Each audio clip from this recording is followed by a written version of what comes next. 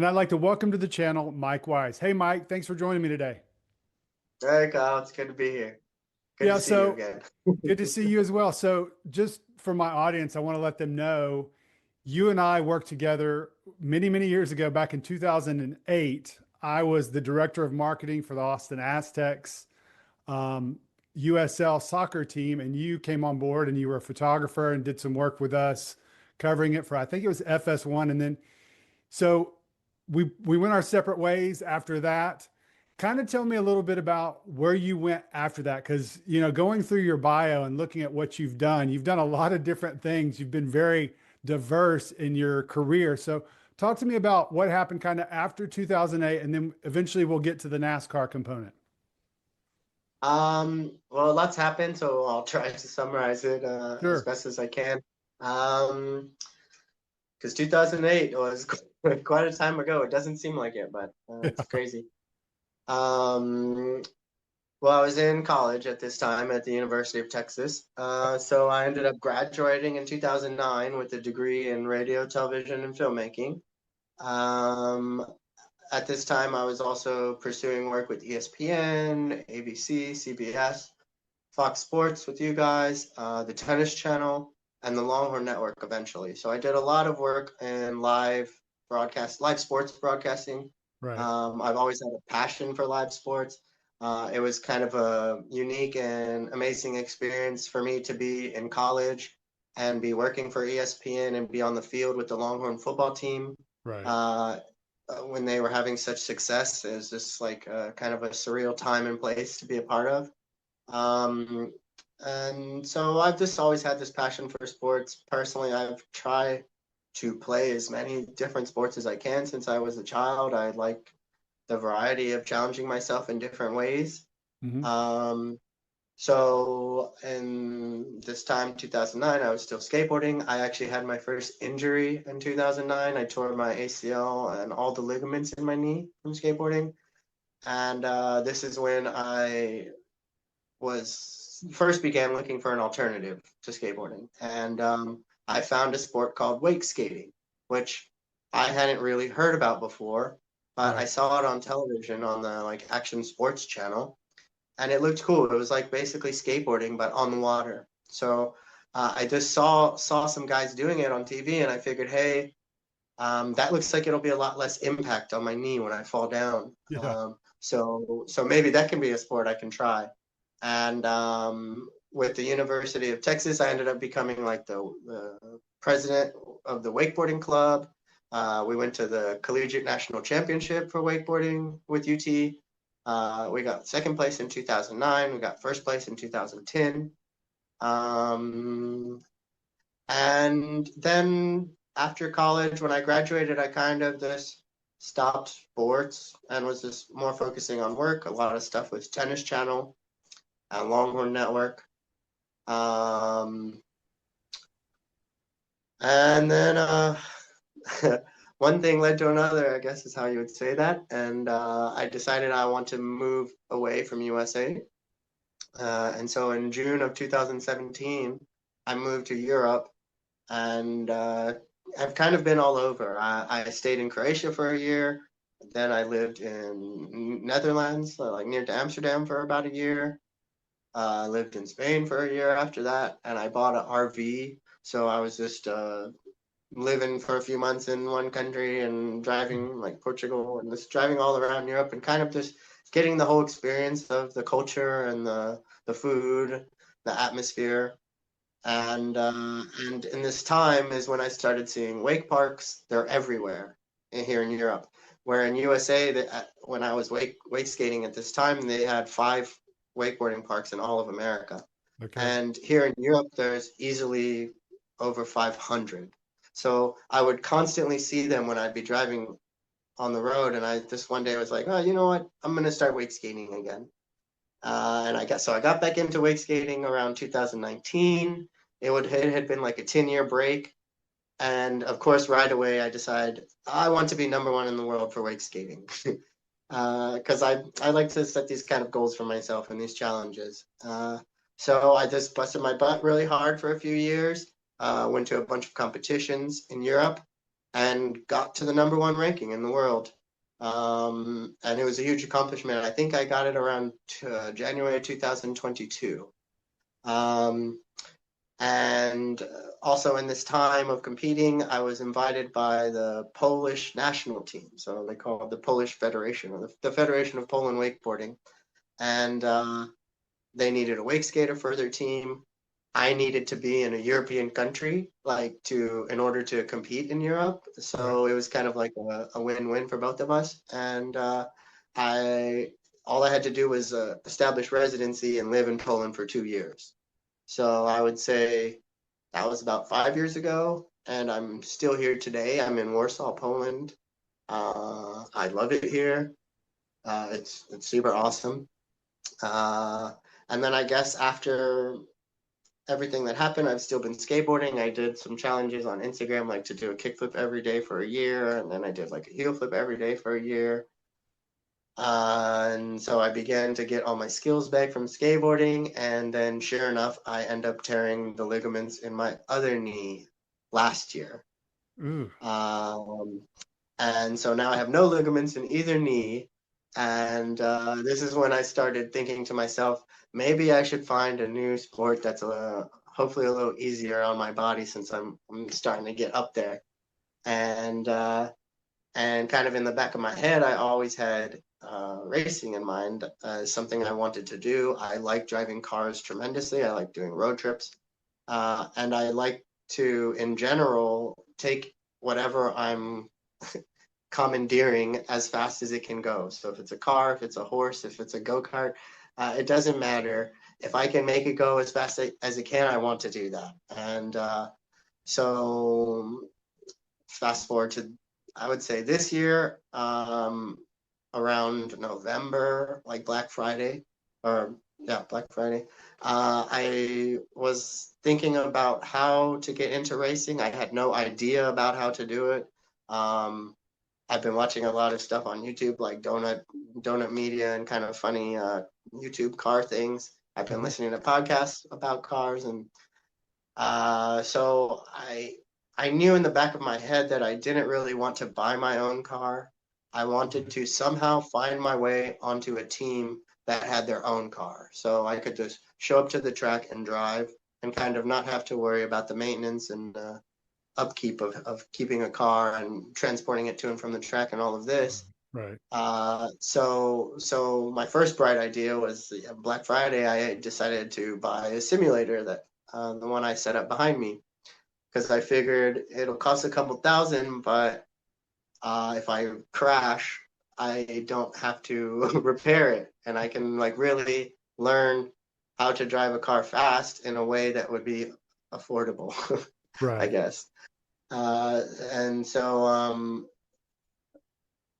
I just wanted to do NASCAR, and I just wanted to drive around in ovals. And so everybody else I know who's a sim racer in Europe thought I was weird and didn't understand me, and they didn't even know why I'm doing iRacing. And everyone wanted me to do Assetto Corsa and to do road course racing. But I think my true passion is driving on ovals.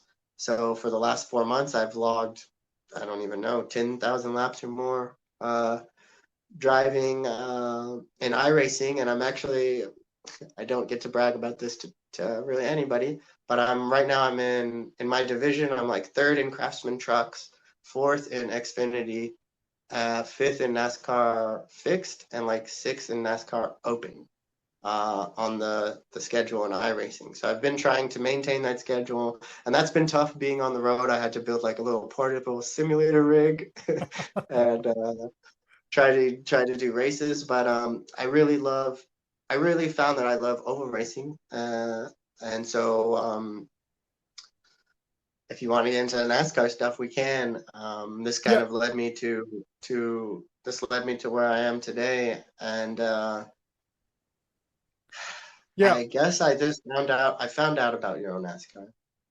Yeah. So let's go back, Mike, because I know I read an article that said one of your first experiences, not necessarily your first experience, but one of the things that you did when you were younger, actually before you met me in 2008, was you went to the Richard Petty experience up at Texas Motor Speedway. So kind of tell me a little bit about that experience for you. Yeah, this was actually super, super cool. And from what I know, it's still happening today. But I've heard that it's quite expensive to do. But Right. I definitely recommend if you want to have a chance to experience the thrill and kind of the environment and everything about what it's like to drive a NASCAR, it's an amazing opportunity to do this. They don't go full speed, they're slightly slower, they're tuned Right. down a little bit. But pretty much with no experience and a driving license, you can go and get in that car and drive it. And I had no idea about any of this. I didn't even know about it. And like funny coincidental story is that my father is like very into politics, and so he was a state representative in Texas for 8 years. Um, and they always get taken out by lobbyists to kind of do activities and meals and kind of cool, fun things. And normally, I don't like to go to those things, as I don't like to dress up and wear a suit and this kind of stuff. But one time, my dad said, "Hey, we're gonna go down to Texas Motor Speedway," which I didn't even know what it was because it was brand new. I think it had only been open for a month or two, and I wasn't following NASCAR in this time really. I was a 16-year-old skateboarding kid. That was my life. I was 8 hours a day skateboarding as much as I could, Right. and so he's like, "Yeah, we're gonna go to Texas Motor Speedway and drive NASCARs." And it's funny because like the funny part of this whole story that is that when I was a child, I wanted to have a go-kart, I guess, was kind of the first thing I wanted to do. Right. And since I was young, my parents always had a strict like no motor policy. They told me that they wouldn't allow me to have anything with a motor on it. So I was literally banned from trying any of these activities. So and I don't think of my dad as a speed racer or anything. So when he told me that we're going down there to do this, I was like, okay, this is super cool. This is, like let's do this more. This is the kind of stuff I want to do, Dad. And we get down there to the track, and it's so long ago, I honestly can't remember. I don't think the man himself was there, but it was definitely the petty driving experience. And they put us on track, and I had no clue what I'm doing. I mean, I didn't even really have a driving license. Maybe this was maybe I had a learner's permit, or like the first thing you get as a as a driver in Texas, Right. and so I'm quite overwhelmed. We get on the track, and they have, I want to say there's a second wheel. So like your passenger, I want to say has his own steering wheel and also has his own gas and brakes at this time. I don't know if it's changed since then. Okay. So the first kind of laps, he's tells you like grab the wheel, and he kind of does it for you. So you kind of know, okay, this is kind of how I need to turn and how I need to feel the gas and the brakes. Uh, but after a few laps, they kind of just let you rip and roar around. And at this time with the layout, I've understood that it's changed since then. You're right up on the wall on one of the turns. I think it was kind of like the dog leg turn, and you like pretty much keep the wheels straight, but your car's moving, and it goes right within a few inches of the wall. So for someone who's not experienced in this, it can be kind of overwhelming Mhm. and daunting, especially because there's other cars on the track with you, and some of those guys are going full speed. So once I got the hang of it, uh, it was funny because everyone on the track with me was a state representative or they were a state senator. I want to say like I was one of the only few like civilian people that wasn't a elected official. Right. And some of these guys are like 60, 70 years old, so they're kind of scared to step on the gas. And I'm just like, let's go. Flying past some of these guys, like, hey, having fun. Uh, and like looking back on it, this is definitely what I could say. This is like what sparked me today to actually do it was like this moment of like being in a car and just having the experience of driving fast. Right. So then, so you do that. You told me you did have kind of somewhat of an interest. You followed Dale Earnhardt. But then, so then we go, let's fast forward to this year, and you decide, hey, I want to pursue racing. You talked about the simulator, and now you're just getting started into Euro NASCAR. So kind of tell me, I know there's this thing called the Rookie Challenge. So kind of explain to me what that is and what you've done with that thus far. Okay, yeah, so I got the simulator and was on it every day for 2 months. I literally didn't leave. And it actually did help a lot. I Okay. want to say it did help a lot. It's not exactly similar, but it can give you a good feel as to what the car can do when you apply force on the gas and brakes and steering inputs. So it's very helpful. And yeah, I was doing only NASCAR at this time, and everyone thought I was crazy. There's not really people. Every time I join in the race, everyone is from USA. It's like very rare. There's someone from Europe that's racing in the track. So everybody in person thought I was kind of weird. They didn't really understand what I'm doing. But after doing it for some months, also last year I completed this course from a company called Fastline Driving Academy, and it was in a Toyota, uh, super fast Toyota. I want to say like an MR2, and no, it was the Supra. It was the one of the new Supras Okay. that they have, and and when I'm doing this course last year, you have different instructors, and just so happens one of the instructors in the well, said, like, kind of asked me like, what's my interest? Why am I doing it? And I said, I want to drive cars, I want to race, and he just said like, you should. Like, it was a pleasure to drive with you. You know what you're doing. You're hitting the apexes. You're doing everything you're supposed to do. If you want to drive a race car, you definitely should. And so that kind of got me into thinking I should do it. And then I bought the simulator. And I was just driving NASCAR, and I figured, how can I drive what I'm doing in the game and or in the simulator? How can I drive this in reality? And so this is kind of how I found out about Euro NASCAR. I didn't even know about it until like last year. So I haven't been a fan. I don't know any of the drivers. I've never seen a race. Um, but I knew it existed. And I had been following them on Instagram, and over the winter, they put some posts out saying that they were doing recruitment tests. And from what I gathered, if you pass the recruitment test, you can have a chance to get a. They will sponsor part of your budget to get into the car Okay. and drive for real in your own NASCAR. So this is basically what I went to do. Um, Through a scheduling conflict and a crazy thing, I ended up missing it. But we somehow still were able to make an agreement that I'd be allowed to drive in the rookie challenge because they still kind of needed to see me before they could like give me permission to drive in their cars. Right. And what the rookie challenge is they call it a regularity based challenge. And so it allows people who are rookies to Euro NASCAR, but in reality, nobody is a rookie to race car driving. I'm probably the only person that's done it that's the first time they're in a car.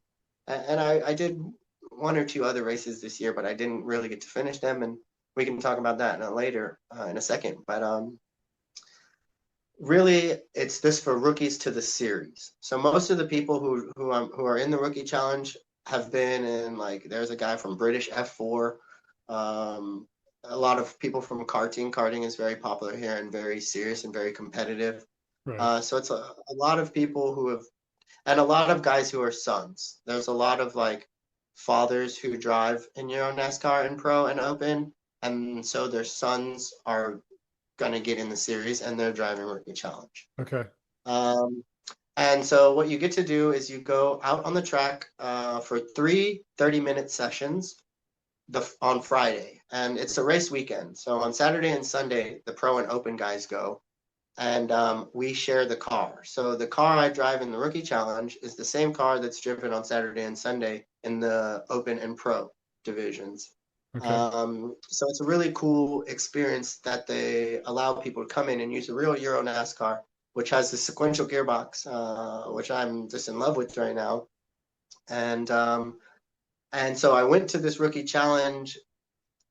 I didn't even know. Let me finish explaining it. It's a 3 minutes, 3 times 30-minute session. Your first session, you go out and you get a feel for the track, and you determine a lap time. So you kind of want to make a lap time that you think is repeatable. There's something you can hit over and over and over.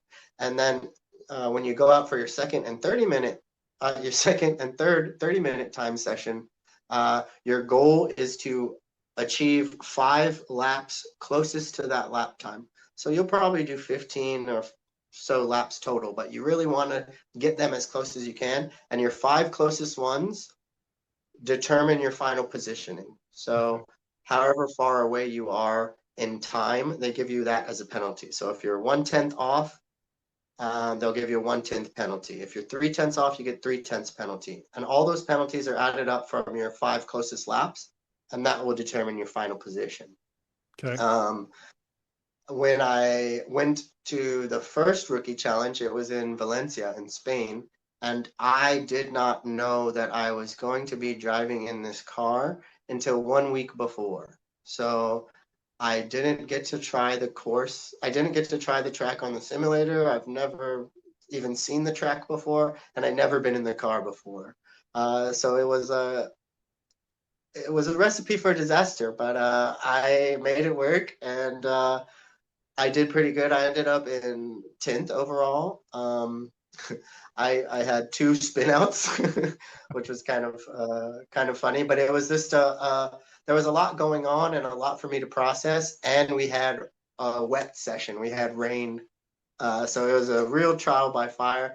And this Valencia is on a road course, as are now on the schedule. Every track on the EuroNASCAR schedule is on a road course, and I've been practicing only doing ovals for the last 3 or 4 months. I did the COTA race, so I did Circuit of the Americas in the NASCAR, and I just didn't like it. It's like the NASCAR is not very responsive compared to like driving the simulator with like an F4 car or something like this. They have much more traction and much more grip. So I'm just like struggling a bit to get COTA, but I got it figured out. I ran it in the Xfinity, in the trucks, in the NASCAR, and the simulator. And in the first hour, I was like, I hate this, I hate this, I hate this. But finally, I started to develop a weird kind of love for it. So I was a bit, as Frankie would say, actually, Frankie Muniz, I hear you get him on your broadcast, as he famously said during one of the races last year, I felt like I was drinking water from a fire hose. It was just like so much was going on that it was a bit overwhelming. And so it was the first time I've had comms, and I can have a push to talk button. And so like trying to talk to my engineer and drive at the same time cost me, it's been out one of those times, but it was a lot of fun. And the goal was just to improve from there. Of course, I want to get first place every time, but I didn't really know what I was doing, and it's very hard to time a lap. Like it's hard to cross the finish line at the exact same time. It's not something you practice. And so this second race I did was in Vallelunga in Italy.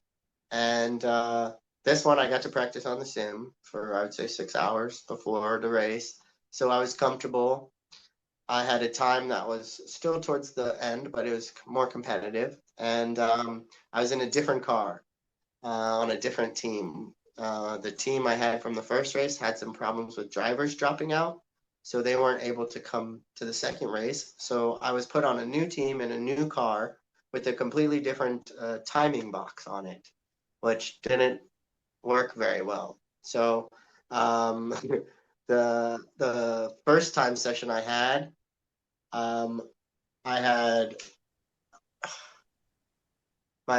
a total of 5/10 penalty from the 5 laps. So I had 1/10 off, 1/10 off, 1/10 off, 1/10 off, and this put me in a position of third. I finished the time session in third place, and the timer only worked for half of that session, the second half. So once I figured out it was working, I kind of figured out how to do it. And then when I went out for my second time session, the timer just refused to work for any of it.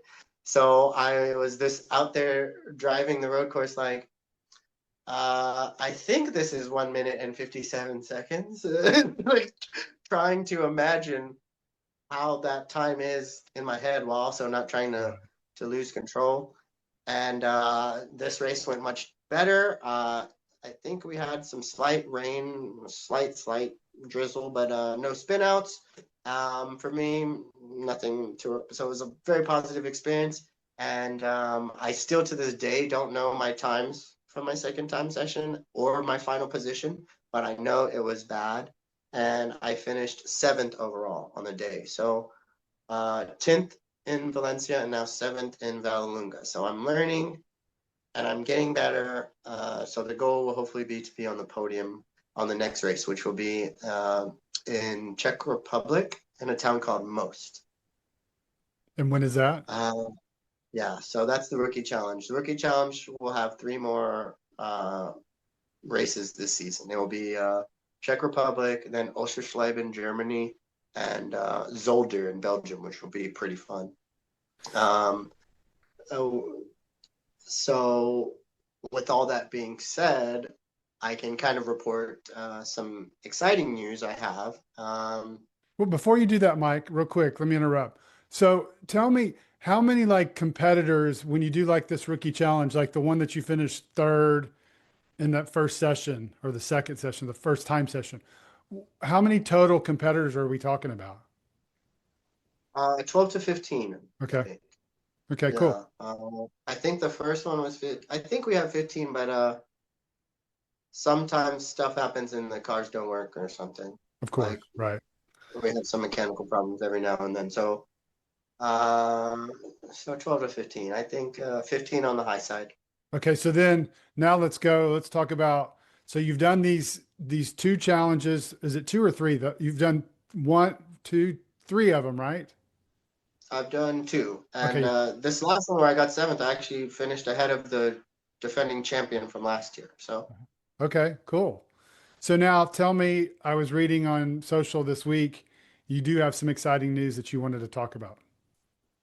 I do. And I just wanted to also quickly touch about this other series I'm running to kind of just give you guys an idea of like how truly a rookie I am.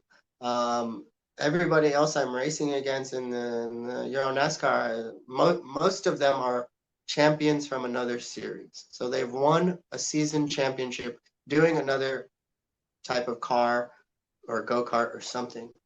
And so when this whole EuroNASCAR thing was happening and we're communicating on Instagram, these guys from this Dutch V8 Oval series reach out to me. And they tell me they're driving late model V8s around an oval in Netherlands. And so this really piqued my interest. And they also offered to kind of sponsor it. So it'll be not as high a price to run as like EuroNASCAR would be. And so I went down there for a rookie test. I did fairly well in this. And so they said I could run the series. And my first race was April. So the first time I've been in a race car in a race setting was April. Okay. I'm running in an NASCAR, but also on the track we have these cars they call left-handers. And the left-handers are faster by a second or two. And so I'm running in a NASCAR on used tires because I'm like, I'm the shoestring budget guy. Like, let's just get on the track and see what we can do. And I need to gain my experience. Right. And I really went into it with the idea of like, I'm going to sit in the back and kind of just learn. But like, as soon as the race started going, like I had pace and I am just in love with driving ovals. I don't know how to explain it, but it's a half-mile oval. And it's got a banking of 25 degrees. So there's a lot you can play with there. And maybe it's just and everyone else in this series is run it for years. So I was a guy who's never been in the series and I come in and I win the NASCAR division. And I get fifth overall, beating some of the left-hander guys.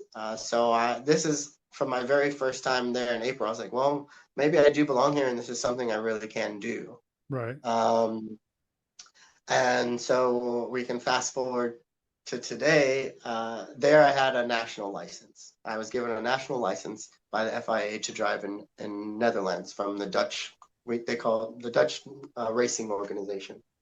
And like 2 or 3 days ago, I get a call from the president of EuroNASCAR, and he's like a super busy dude. So I don't want to take up his time. It's like I can understand and appreciate how busy he is. And he called me and he basically said, "Hey, Mike, you did really well in Valencia. You did really well in Valunga. So now actually you qualify to upgrade your racing license and you can get the international FIA racing license." And when I first, I don't know much about being a race car driver. I'm a true rookie. And so when I first kind of imagined, like when I set a goal in my racing career, it was really like the goal was get an international FIA license. That was the goal. And so when he told me this, I was like, wow, like I barely started and I already like reached my goal. So I need to set some new goals, I think. Right. But he also said that with the international racing license, then I can now compete in the open division. And not only that, with all that great news, but he invited me to be on his own team because he has his own team in EuroNASCAR, and he has some sponsors already, so he'll be able to sponsor part of my ride also. So I don't need to raise the full amount. So it's just like good news after good news after good news, and I was like, oh my gosh, like. And for this, he said I could do the race in Brands Hatch, the Indy circuit, which also they ran F1 for some years in Brands Hatch. It's one of the tracks I've wanted to drive since I came to Europe and started driving on the simulator. Brands Hatch is one of the like ultimate tracks I wanted to do, and it's like 2 weeks away. So he's like, which is very funny because I found out about the first rookie challenge like a week before. So I'm just scrambling around. What people don't tell you, especially when you're starting out and you're on your own, is that a lot of the time, I would honestly say 50% of your time is spent trying to foster relationships with sponsors so that they can help get you on the track and pay for the fees that are associated with racing, because it's very expensive. You have to run a new set of tires and rent a car and all of these things. It costs transportation to get the car to and from the track. We have teams in EuroNASCAR, so you have to pay for the team's accommodation, their food, their travel back and forth. So there's a lot of expenses that go into it. And this is another funny part of it, is like I wanted to do racing and I kind of just skipped everything. I skipped the legend cars. I skipped doing seasons and late models. I went straight to like kind of the big series. So it's quite expensive. And I had actually contacted a ton of sponsors to they were going to do a race on an oval in EuroNASCAR and Open.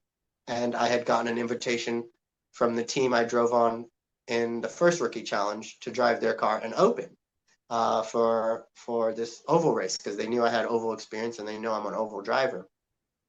Well, like last week, we get the news that the oval track didn't completely fulfill all the FIA homologations in time, so they're canceling the race of Netherlands. So it was kind of like a blessing and a curse in a sense, because I had just contacted a ton of sponsors. So I just kind of, all the interested ones that we've been, doing the Zoom meetings and all these kind of things that you need to do. I was able to just kind of shift the focus and be like, hey guys, that race isn't going to happen, but we can do Brands Hatch. And good news is we can be on the president's team, and it'll be less because we already have him as a sponsor. Right. So I'm really scrambling, and I think by the end of the day today, I should have a final answer, but it looks like it's going to happen.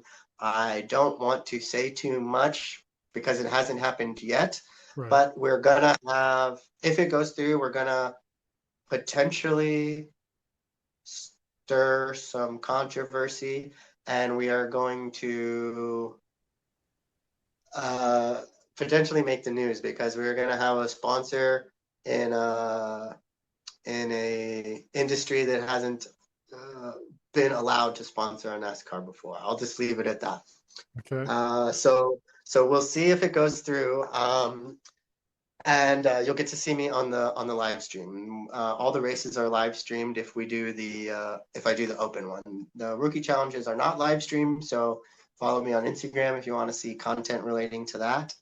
Um, but yeah, I'm very excited. It's a little bit nerve-wracking. I've only done it a handful of times on the simulator, and I know, in fairness, I'll be one of the guys in the back, but I'm going to be using the experience to learn, and I think I want to be in EuroNASCAR for a long time. So this is only going to be the beginning, and I need to start learning the tracks because it's usually the same tracks every year, and the guys who I'm going against have done EuroNASCAR for like 10 years, and they know the tracks and they know the car very well. So it's a learning experience, and that's how I'm looking at it.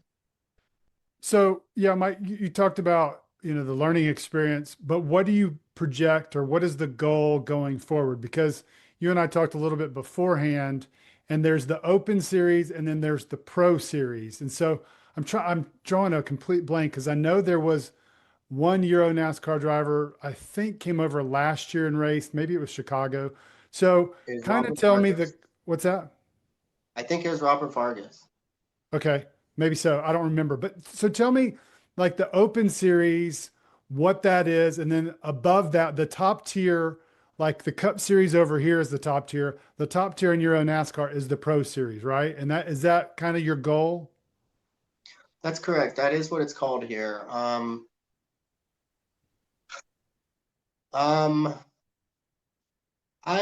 my goals are still kind of changing. I don't know what I want to do. I know it's a bit difficult to be a full-time driver. Ultimately, my goal is I want to drive a race car every weekend, kind of like Kyle Larson style. If I can go to a dirt track, I want to do that. If I could do a Legends car, I want to do that. If I could do a late model, I want to do it. Um, so ideally, that's my goal. As it goes with your NASCAR, I would like to be a full-time driver. It's only 7 races on the schedule, so it's not like I could do it full-time and still do other series. Um, and how it works is, yeah, the top tier is the pro, and to get into the pro, to be eligible to race in pro, you have to win an open race. So the guys in pro are very competitive, and a lot of them, the pro guys have been here like 15 years. As long as the series has been around, most of those guys have been here Okay. and won championships in Euro NASCAR already.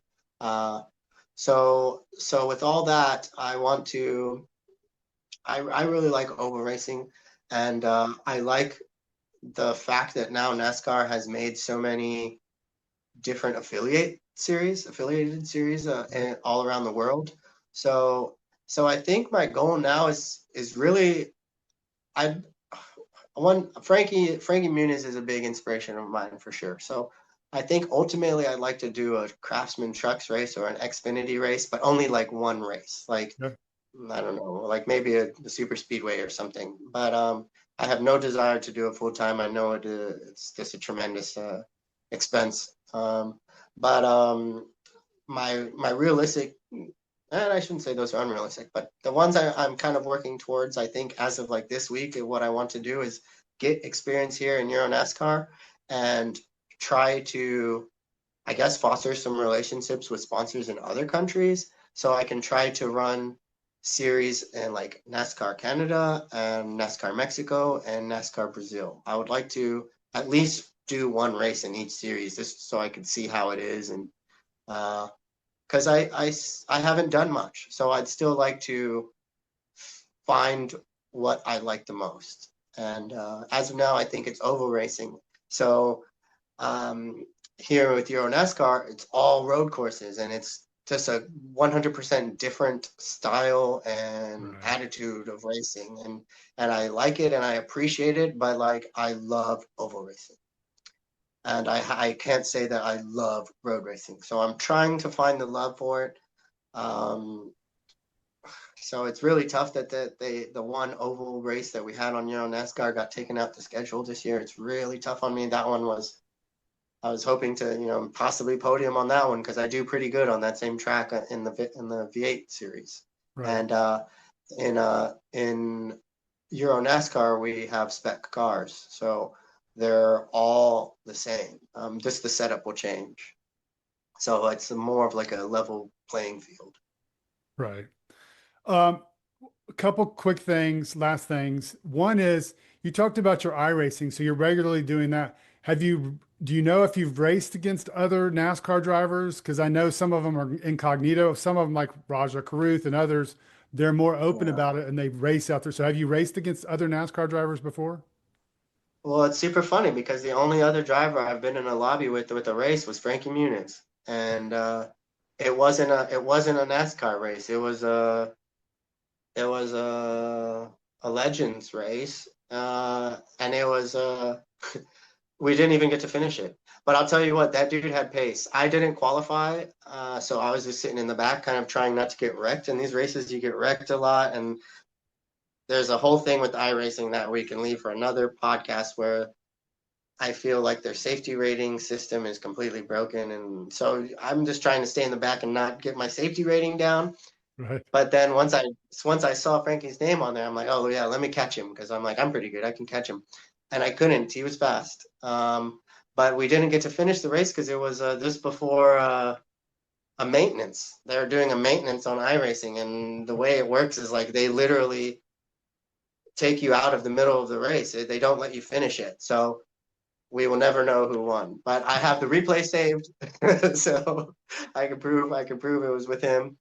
I think I was in a couple races with Fernando Alonso, the Formula One guy, doing some road races. Um, I think that's it. I see SVG, Shane Van Gisbergen and Raja Caruth race a lot they do a trucks series, but it's not the Craftsman one. It's called like Maconi Truck Series or something, and it's only a 12 weeks one. Okay. And I just don't have time to run so many series, so I haven't been in with them, but I see them on there. Okay. Interesting. Yeah, Well, so yeah, last thing is where can people find you on social so they can follow you and your Euro NASCAR adventures? yeah. I used to do a radio show in Colorado on an FM station, so all my social media is branded with this. So it's just Mike Wise Show. Um, you can find me pretty much anywhere with that, and I have a blue check mark on Instagram and Facebook, so you'll know it's me. There's a lot of people who pretend to be me, which is a totally weird thing. But every week, and it's no exaggeration, every week there's a new Mike Wise guy who has my pictures and is trying to scam people. So only the blue check mark guy is me. Okay. Okay. Yeah. Well, well, Mike, I really appreciate you taking the time to visit with me. It's really cool to catch up. I just stumbled on Instagram the other day, seeing something about you being in Euro NASCAR. And I thought for my followers to understand, because quite frankly, I was in Cancun in September last year with my wife on a trip, and I turned on the TV and I watched the NASCAR Yeah. Mexico series. So I thought that was really cool. But to hear you be talking about the Euro NASCAR, because I think NASCAR fans were kind of in our own little bubble and we focus on what's going on here. But I do think it's really interesting and exciting to see kind of what's going on around the world. As we know, NASCAR wants to expand. I mean, just it's next month, in a few weeks, actually, they'll be racing in Mexico. The Cup Series will for the first time ever. Oh yeah, So yeah, that's the city. yeah, so that's, the NASCAR brand is trying to expand internationally. So I thought it would be really cool to talk to you and kind of get a sense, and you've really kind of painted a really cool picture of what it's like to race in Euro NASCAR. So I appreciate you taking the time to visit with me and kind of sharing your experience. I wish you the best of luck, and I would love to just keep following you and keeping in touch and talking about your progress as you make your way up through the ranks. Yeah, it was a pleasure to see you again and chat with you for sure. Seems you haven't changed too much. I feel like I'm the same. I did want to mention though, why I think it's kind of cool and important for NASCAR fans to. I don't say you have to be like a diehard fan and follow everything on Euro NASCAR or Euro Mexico or Euro Canada or Euro Brazil, but it's very important, I think, to have these series because NASCAR isn't what it once was. There was a time when NASCAR was the thing and was like so popular, and that popularity has declined a bit. So to have them reaching out to international markets and bringing in fans from all over the world to start from Europe and Brazil and Canada to start liking U.S. NASCAR, it will really help the sport in the USA to hopefully get back to the glory days by expanding to new markets, I think. Couldn't agree more. So it's good to care about it and not just think, oh, it's just a bunch of guys going right. Right. Because yeah, That's a good so point. yeah, so we're doing some things. It's exciting to watch us every now and then if you get a chance. And yeah, thanks for having me on. I really appreciate it. Yeah. Thank you, buddy. I appreciate it. We'll talk to you soon. Take care. All right, Kyle, we'll see you.